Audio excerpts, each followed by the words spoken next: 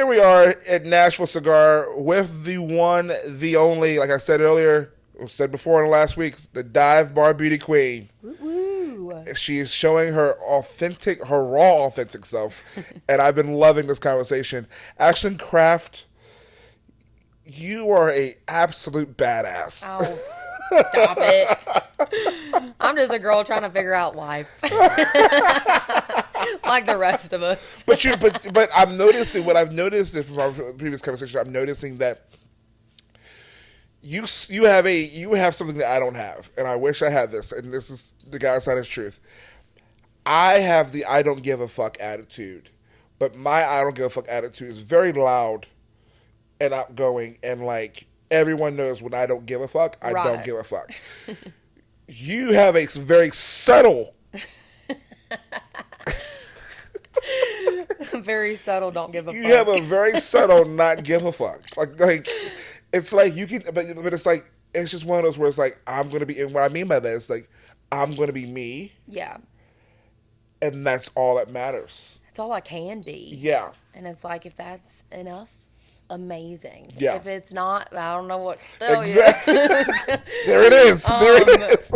I mean, yeah, I've just always, I feel like been raised with kind of a head down mentality, and I'm guilty about looking around at times. A lot of times, it's hard not to, I think, in the industry, but I think if you can keep kind of the head down mentality, and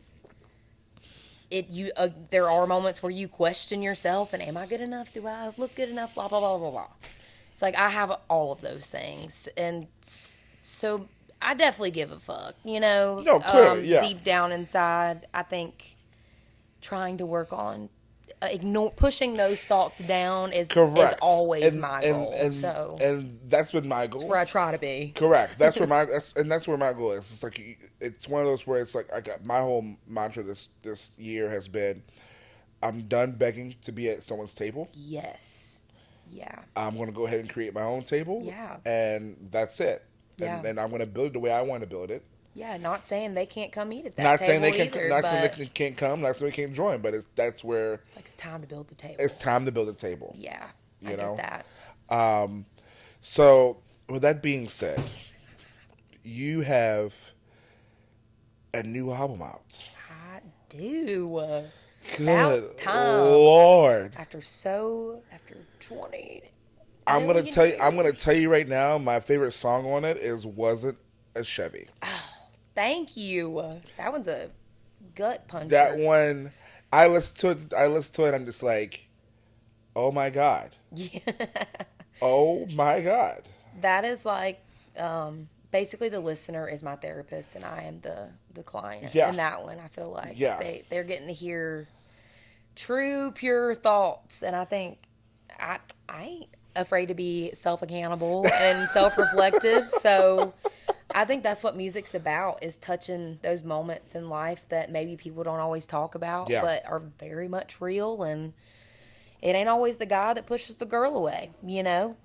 So what was the inspiration? So was there a guy you pushed away? Yeah, I mean, I've been some here and there. Yeah, no, I mean, I've dated a lot of lovely men in my life. I think this song isn't super pointed at one specific scenario, but I think maybe in my dating life in general, I don't know. I've just grown up with a lot of things in my past that I think kids shouldn't have to deal with, and I think that's kind of bled over into like trust and just relationship building and all dating in Nashville. You know, I think all of that just. But dating in Nashville is a... I have stopped. Yeah.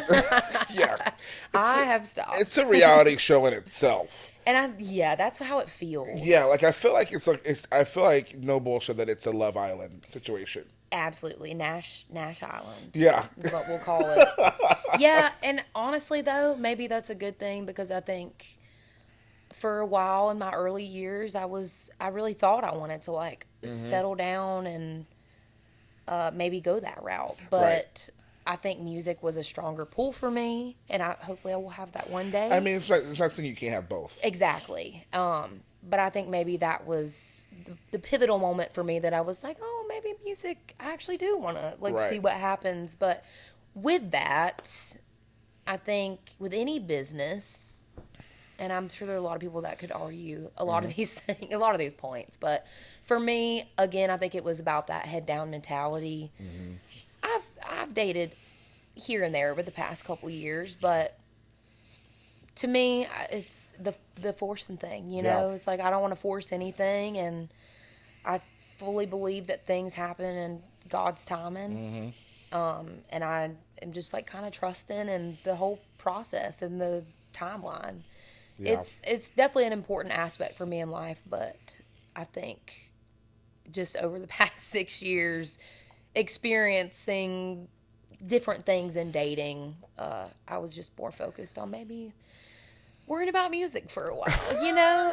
But I mean, it obviously created some good. It created some good music out of it for me. If not saying it's you know, whatever it is to everybody else. For me, that was a song that I needed to write, that I needed to get out. So I'm happy that people are resonating with it. Yeah.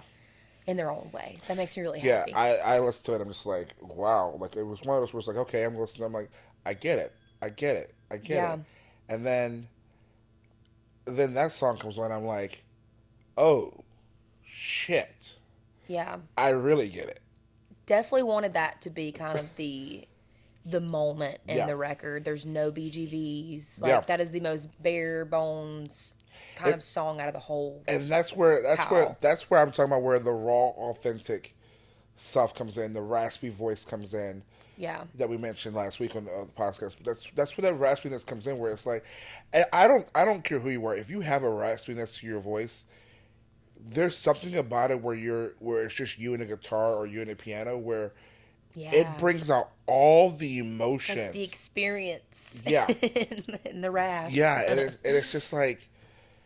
It's like you can tell, like, okay, that person's been through hell. I know. Isn't that so funny? And even at 17, 18, people were asking me if I was smoking. It's like, no, I guess I don't know. It just happens that way. It just is what it is. But yeah, that wasn't the Chevy. We didn't write it too long ago. That was myself, Tranny Anderson, and Marla Cannon Goodman. And Marla and Tranny both have written some of my favorite songs. So I was really excited to get in the room with them that day. And I believe it was Marla that maybe threw out the title. Either which way, they started rattling off, you know, or Marla started rattling off kind of the idea behind it, and I got full body chills. I'm like, yes, I want to write that. And fortunately, I had some experience with with the story. So, and I'm the person who's not afraid to be like, I'm wrong. I'll take responsibility for this. Yeah. And I mean, I liked that angle. I thought it was so different than being like, he did me wrong. Because I know there's a lot of those. I mean, you know, I've got some butt kicking songs on the record, but yeah, like Right Damn Now.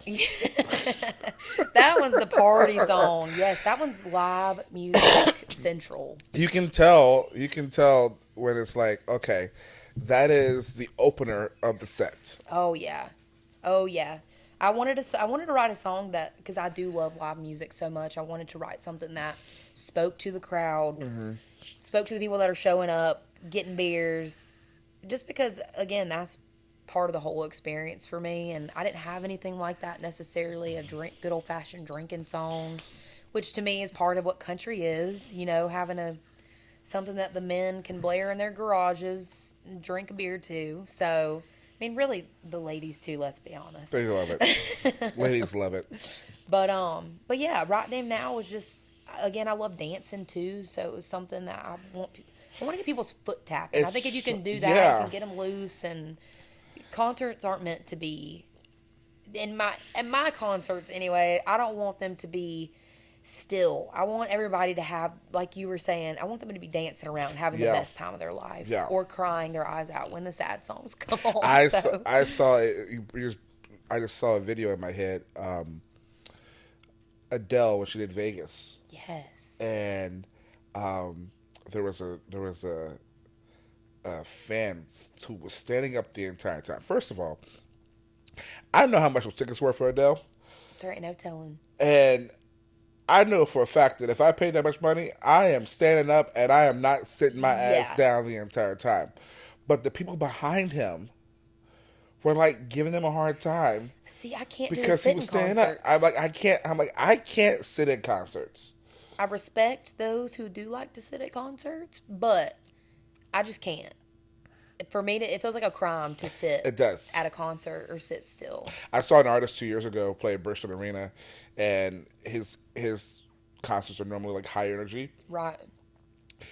I can tell that it was very tough for him because the very first 15 rows of it were all chairs. There was no pit. Yeah. It was all chairs, and people were sitting down. Yeah, I mean, I'd be probably the same way because honestly, it's my goal at a show. It's like if people are sitting still, I'll start calling people out. And granted, I know some people have to sit, but I can you can kind of judge, from who wants to get up, they're kind of too scared to, or for the same reasons of like maybe they're afraid because the people in front of them are sitting, they have to sit. Right. And I'm always like, all right, y'all, we got a section over here for y'all to dance. Like, I want to see who can get the most loose. Like, that is, I don't know. Maybe, I know everybody's maybe different when it comes to concerts, but for me, I think that is your moment. You're spending money. You're going out. Let's have a good time in the process. And you have, like it's the artist, it's like you said, it's the artist's job to make it worthwhile. And, like, especially with the price of tickets now, it's just like you have to make it to where it's like I want to stand up. I want to join in the experience. I want to be able to dance. Yeah. Keith Urban, he's been famous for telling security guards to calm the hell down. Killer show. You know what I mean? He literally when I came to Nashville to audition for The Voice, he was playing at Bridgestone that night. And I remember auditioning, or I think it was the night before we went to the Keith Urban concert, and it was just like a whole new world. Like, just seeing his shows, his energy, people, the way they act, that makes you want to put on a damn good show. It's crazy because it's like I've seen him multiple times, and every single time it's like the energy is just a different level. Yes. And it's like, I don't know how you can get higher than what you're already on. I know. I would pay money to see a Keith Urban show any day. Or Luke Bryan. Or Luke Bryan. He cracks me up. He reminds me of just like a family member putting on a concert. He's a funkle. Literally. That is how I've kind of described him. Yeah. He's a funkle. He's the funniest person. Cracks me up. Tossing the microphone, like, just... He also got to the point where he doesn't give a shit because he's rich. Hey. Yeah, he get that money. No. But hey, if the way he acts, you would think that was like his first tour, like it was his first time really getting out there. Yeah. He's been doing it for how long now? He is a good, like 20 years. So long. So, yeah. He gave me that, like, second wind. What did you learn from him? I mean, I think that was the biggest. That was the biggest lesson. Part, yeah. Honestly, just have fun. Getting out there and seeing him, I'm like, he's been doing this for this long, and he still acts like it's his very first time every night, and people eat it up. And not saying it's a front either. Like you can just tell it's how he is. And he came backstage and talked to us for a bit. Was super nice, funny, like chill, just exactly what you would expect out of him. So. Such a cool experience. I hope we get to do some more dates with him in the near future. But he probably will. Fingers crossed. Let's talk about this because I want to talk about, you mentioned it earlier, Morning Person. Yes. My second favorite song on the album. Cool. You like the mature songs? I like the mature songs. What was your mindset with that? Because you said earlier it was like very, like you're pulling away from people and like, or you're changing. Yeah. So what was your mindset behind that? Funny enough, Morning Person, at the time I was dating somebody in Nashville, and it was not a great relationship. It was like, I dare say, one of the worst I've ever been in. Didn't last long, I will say that. And it's so funny, though, because that's just how this whole thing works. Like, you go in thinking you're going to write one thing. And for me, I was not in that mindset whatsoever to be writing Morning Person. But I think that led us to the thought, well, maybe let's write about something we do hope we find one day, you know. And so it was me, Dallas Wilson, Farron Rachels, and Tranny Anderson on that song. And we were just back and forth from the studio to sitting outside on the asphalt, just like in the sun. And it just worked out that by the end of it, I was like, dang, I wrote a love song. Wasn't expecting that. Wasn't expecting that. But it is cool, though, because, again, it's like even though you were in a crappy situation at the time, it inspired you to write something that you do hope to find one day. And for me, that I had the title in my phone, Morning Person, for the longest time because I released Night Owl, which I'd written a while before that, and I wanted to write Morning Person. But I didn't want to be like, just writing it about, I'm not a morning person. I didn't want to write it just about that. Right. So we wanted to find a creative way to spin that title, and I believe it was Tranny that, of course, did what Tranny does and turned it into something that had a whole new meaning. So, I think Tranny is this generation Hillary Lindsay. Yeah, like just so good at tapping into raw, innocent feelings. Honestly, like she was on Wasn't the Chevy and that song. Yeah. So she, you know, spit out the idea of the whole waking up next to you every morning person, and I think that just opened the gates wide open. I've never heard someone say that they had Morning Person as a title written down somewhere.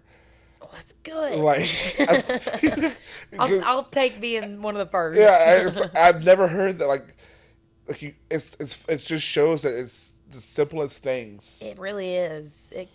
That can turn into something magical. For sure. I think for me I was trying to find like identifiers, so to speak, for myself, like just ways to kind of have like bullet point myself for people. I don't know how to explain it. But with that one for sure, I wanted to show a softer side, and it starts out with the blacked out blinds, 10:09, hitting snooze again for the fourth time. Like that is me. Granted, I've started getting up a little bit earlier these days. Okay, but all right. That's part of adulting. You literally, I don't want to talk about it. It's part of adulting. But, I can't see plans at 7 o'clock in the morning. Yeah, I can't. I can't. Not anymore. It is.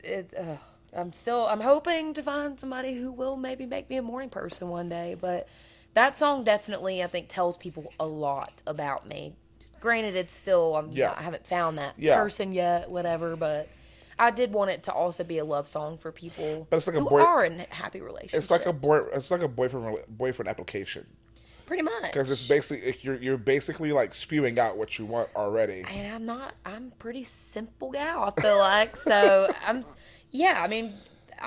starting to get more into those songs. I think I've loved the dancing songs and the feel good songs, but I think I'm trying to find the way to properly put myself out there. It's hard. It's hard as hell. Sum yourself up for people. We did an event at the venue that I work at called they did Picture Friend. I've heard of this. You've heard of that? Yes. It's a Picture Friend. They had like their friends go up there and do a whole full-blown slideshow. And I'm like, I hope none of my friends ever do this shit. I've had a few threaten me with that. Really? Yeah. I'm like, well, I can't. It's like I love being around people, but then when it comes to that, I'm just like, don't look at me. Yeah, I'm the same way. Don't look at me. Don't put me in the spotlight. Yeah, it'll happen when it happens. If I were to happen to wander into one night, it's whatever. Oh my God. But for now, I think for me, figuring out myself is the most important part. Being able to be like the fullest version of myself is the journey I'm on right now, and just when it comes to like social media, not giving a crap so much. Yeah. All those things that we kind of talked about in the last episode. Yeah. I got 2 more questions for you. So, what's next? What's next? What isn't next? The headline. You got the headline of the tour. Yes. But what's next musically? Have you started writing a new album yet? I mean, your girl's already started brainstorming her ideal third album. We never stop. Let's be real. I know a lot of people are like single artists, like they love releasing singles, and sometimes it's all that's feasible at the moment because making music is so freaking expensive. Which well deserved. Everybody has worked their butts off to make the money that is due in making music. So for me, I feel like such an album-based artist for sure, but I also think it's just important to just get music out there. So I'm trying not to overthink it too much. Ideally, I'd love to start working on music soon, very, very soon. So that's the goal. That's the plan. I've been nonstop writing for the past 6 years, even on the slow days. Like, don't stop. We're still writing. So I've got plenty in the can to be looked at. I think it's just maybe piecing together. I think when looking at releasing music, I'm always just kind of like, okay, what's the next little piece I want people to know about me? Because, again, it's kind of hard to just sum up yourself and then go from there. So I work in pieces. So I think right now I'm just trying to figure out what that little next section is. That's a great way of putting it, is working in pieces. Yeah.